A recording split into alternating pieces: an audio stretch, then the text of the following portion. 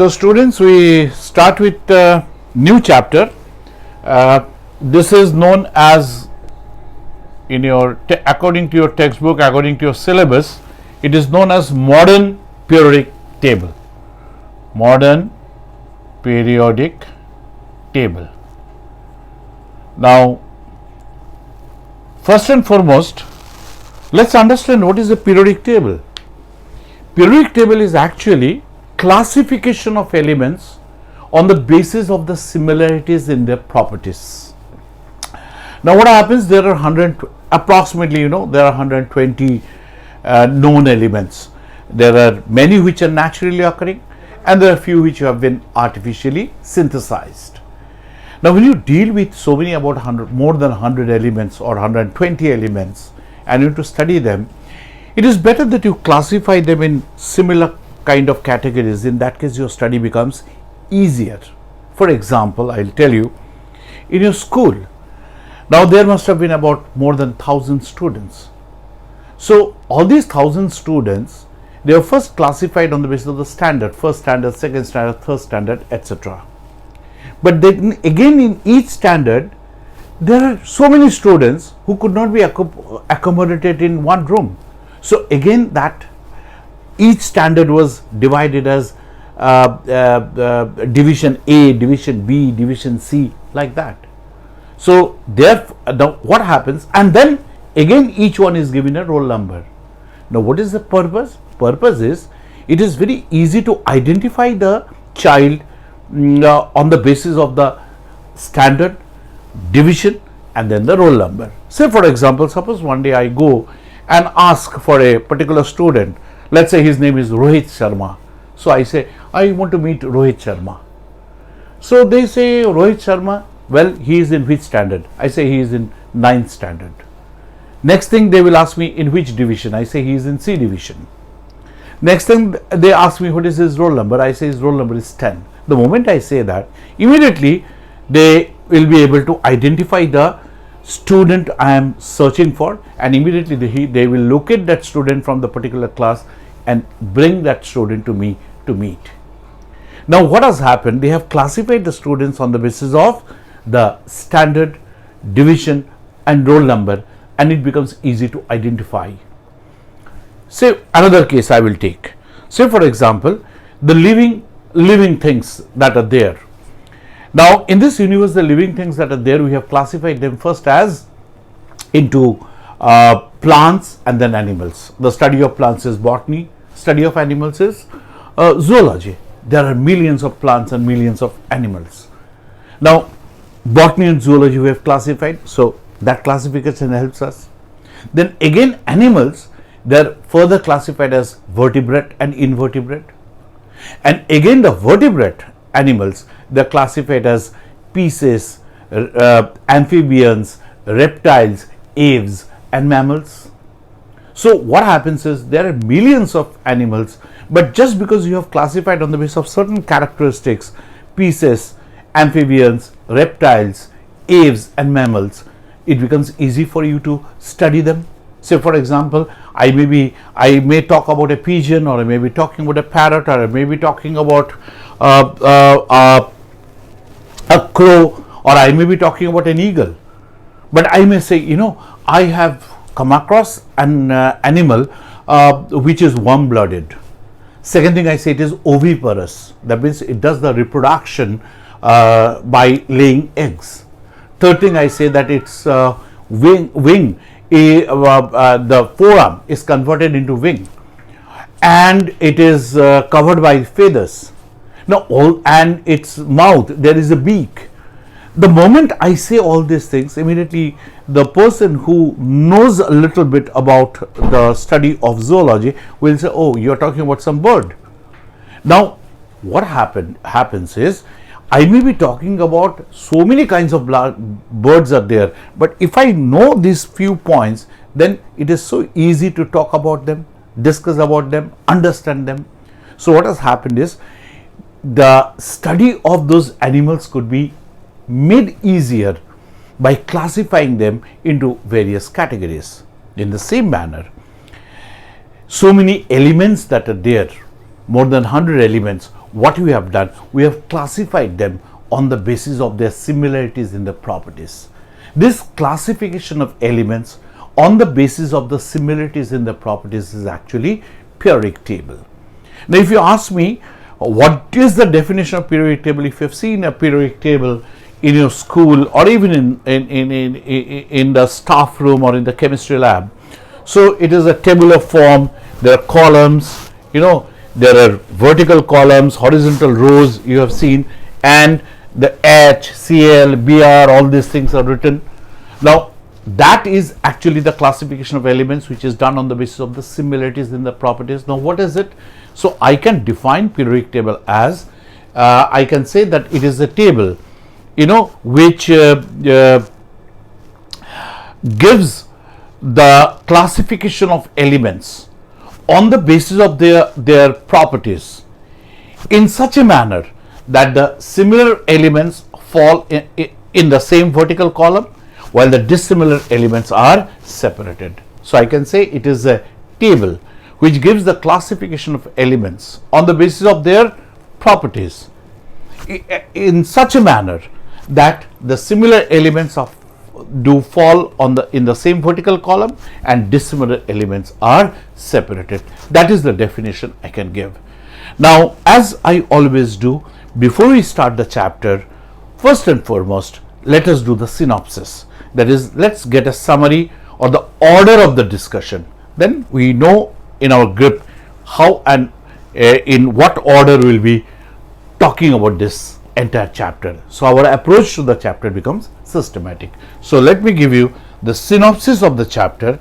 So, when I give you the synopsis of the chapter, children, so first and foremost thing I must say, we are studying modern periodic table. It is inorganic chemistry chapter. So, since it is inorganic chemistry chapter, and since therefore it is without numerical problems,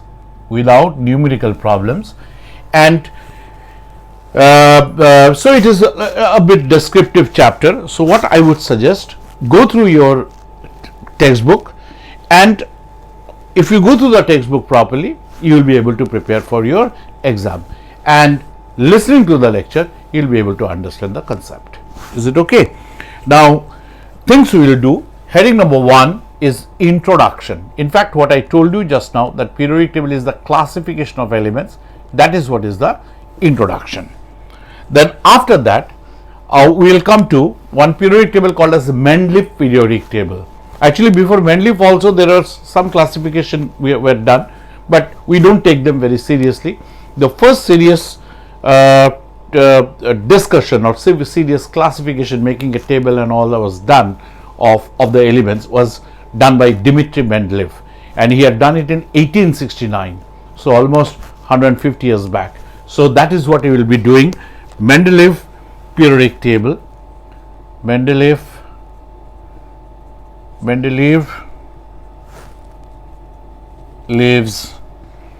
law and periodic table.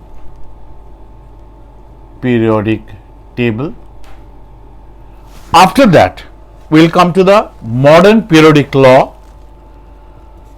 which you see in your colleges or in your school today or in your textbook. That is what is the modern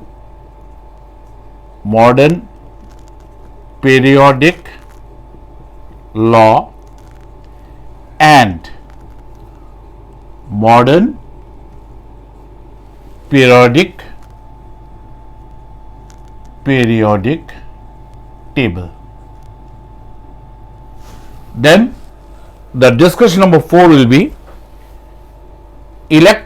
this periodic table is done actually on the basis of the electronic configuration, because eventually we understand as on today that the behavior of the elements depend upon the electronic configuration, the arrangement of electrons, and that's what decide whether they will give, take, share, how many they will give, how many they will take, how many they will share, under what circumstances, in which manner they will behave. All depends upon the way the electrons are arranged. So, it is based on electronic configuration actually. So, we will talk about the electronic configuration in groups and periods, electronic configuration in groups and periods,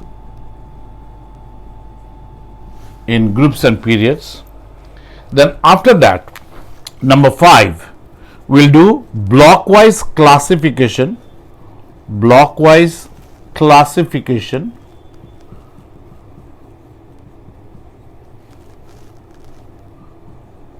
of modern periodic table, I'm writing in short, periodic table.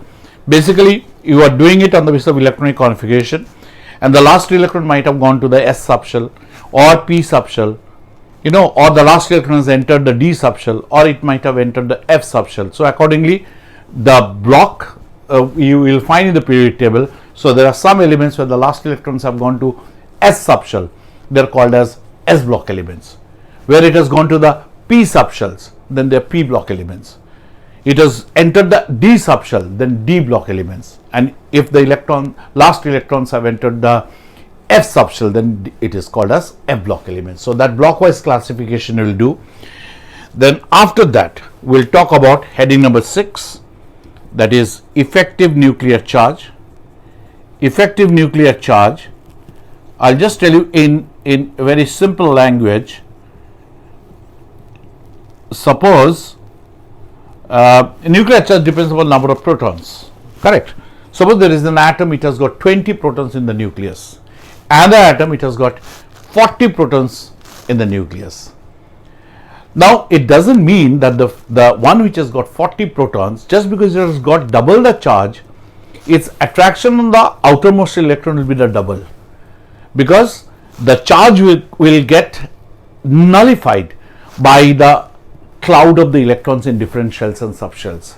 So the charge which is working on the outermost shell or just beyond that, it not only depends upon number of protons which are there, but also various shells and subshells in which electrons are coming as barrier, and that will decide the eventual effective nuclear charge. And that's the reason one atom which has got 20 protons, another atom has got 40 protons, you just can't say the atom which has got 40 protons will have nuclear charge, effective nuclear charge double than the one which has got 20. So effectiveness is proportional to the number of protons, but it is, you cannot directly get a relation that just because number of protons have become double, so the nuclear charge working on the outermost shell or just outside is double. So that is the point we will talk about in, I hope you understood what I said.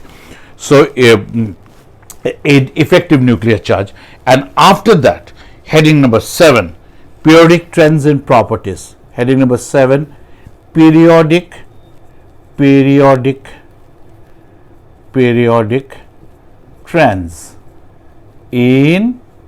trends in properties. Is that okay? Now, when I talk about the periodic trends in properties, I just would like to tell you, when you see the periodic table, so you will see these blocks, vertical column and horizontal rows. So if you go in a vertical column down, you will find they all have similar properties, but not the same properties. Properties will gradually change as you go down. And when you go across like this, horizontally along the period, so you will find change from one to another, and there is a drastic change. So that study of the change down a vertical column which is group and horizontally across a period, that study when you do that is called as periodic trends in properties. And in that, point A will study about the physical properties and point B will study about the chemical properties. Is that okay? So this is what is the synopsis, the summary of the chapter. Now I talk about the first thing, that is introduction, which I have already told you, but I just quickly repeat. I repeat, the periodic table is nothing but the classification of elements on the basis of the similarities in their properties. And a periodic table can be defined as a table giving it is a table which gives us the arrangement of all the known elements on the basis of their properties in such a manner that the similar elements fall in the same vertical column while the dissimilar elements are separated. Is it clear to you? I repeat once again, periodic table may be defined as an arrangement on the basis of the properties in such a manner that the similar elements fall in the same vertical column while the dissimilar elements they separate out. All right. So with that, introduction is over. Now you have to move to heading number 2, that is Mendeleev's law and Mendeleev's periodic table, and that discussion I will do in the next lecture. Is it okay, children? Thank you. Thanks a lot. God bless you.